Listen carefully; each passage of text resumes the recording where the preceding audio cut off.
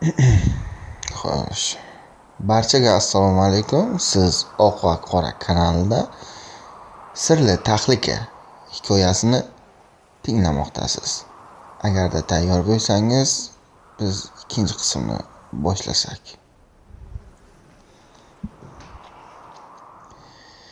O'zgan va Damir birgalikda hammadan tashqari alohida o'sha kundan beri qizni qidirishardi.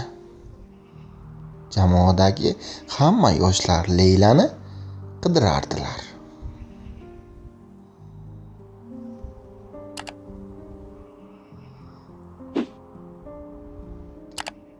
Yigit o'z sirli sevgisi egasi shu qiz ekanini bilardi, ammo tan olishga g'urur yo'l qo'ymasdi. Hozir tentak yigit O'zgan bilan Leylani qidirib tog' yonbag'riga kelib qolibdi. Sal narida yosh yalanglar o'ynaydigan joy bor edi. O'sha yerda ikki yigit shoshib yetib keldi va o'sha joylarda kimnidir izini izlardi. Sal narida g'or bor ekan. O'zgan shoshib o'sha yerga bordi. Ammo g'orda hech nima yo'q edi. Ikki yigit shoshib g'or ichiga kirdi. Uzoq sargardonlikdan keyin ikki yigit shoshib hayron qolarkan, qayerdadir qandaydir sir borligini tushundi. Sen Leylani sevib unga talpinib yurganingni eshitgandim, dedi Damir. Ammo O'zgan e'tibor qilmadi, chunki u chindan ham Leylani sevardi. Kim nima desin, u albatta tirik, qayerdadir mavjud. E'tibor berma, sen buni bilmaysan. Ular g'ordan chiqaman deb endi ortga o'girilishganda g'or og'zida g'alati bir jonzotni ko'rishdi. G'or og'zida ularga tomon naq 2 metr keladigan gavdali bir tasqara narsa. Odamzod bunaqa bo'lmasdi axir. Bir g'alati pishillagan ovozda bir maxluq yaqinlashib kelardi. U qayerdan paydo bo'ldi, nedan bunyod bo'lgan hech zoh bilmadi. Yaqinlashgani sari havoda badbo'y hid taralardi. Astag'firulloh, bu nima bo'ldi?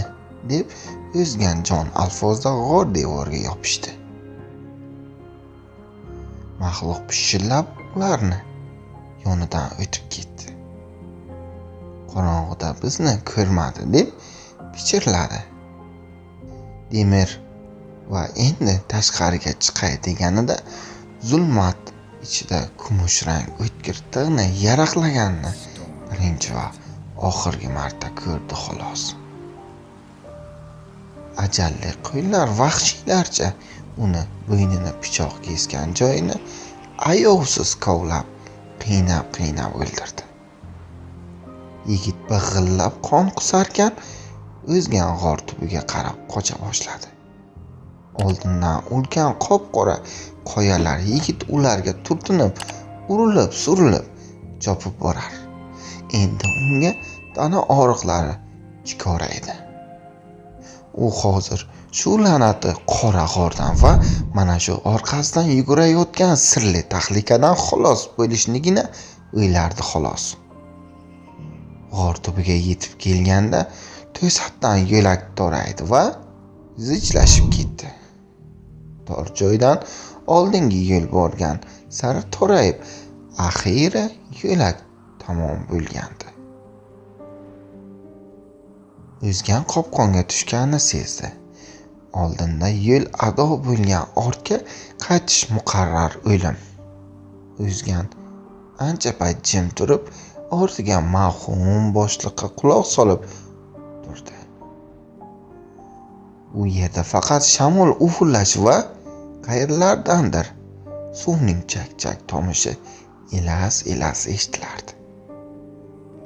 Shu payt qop-qora bo'shliq ichida past ovozda bir nimani xurlagan g'alati tovush keldi va o'zgan nima ekan bu deb qop-qora o'ngurga egilib oldinga qaradi va zulmat ichidan ikkita qonli jirkanch qo'l chiqib, o'zganni dahshatdan biqirayotgan og'zini ikkiga ayirib tashladi.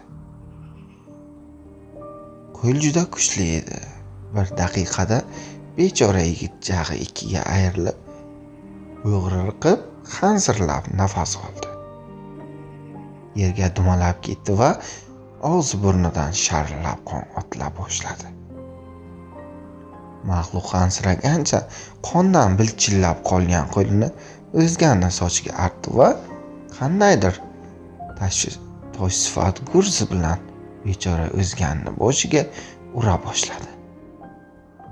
Har urganda bechora yigitni kalla kosasi qars etib sinar. Boshda yigitning joni uzilmagandi. Big'illab so'zsiz ingradi.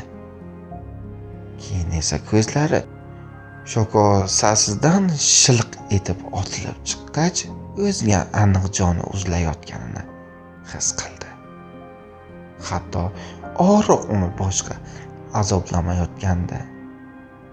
Negadir eng so'nggi lahzada uning xotirasiga bolalikda ko'rgan bir eski multik yodiga tushdi.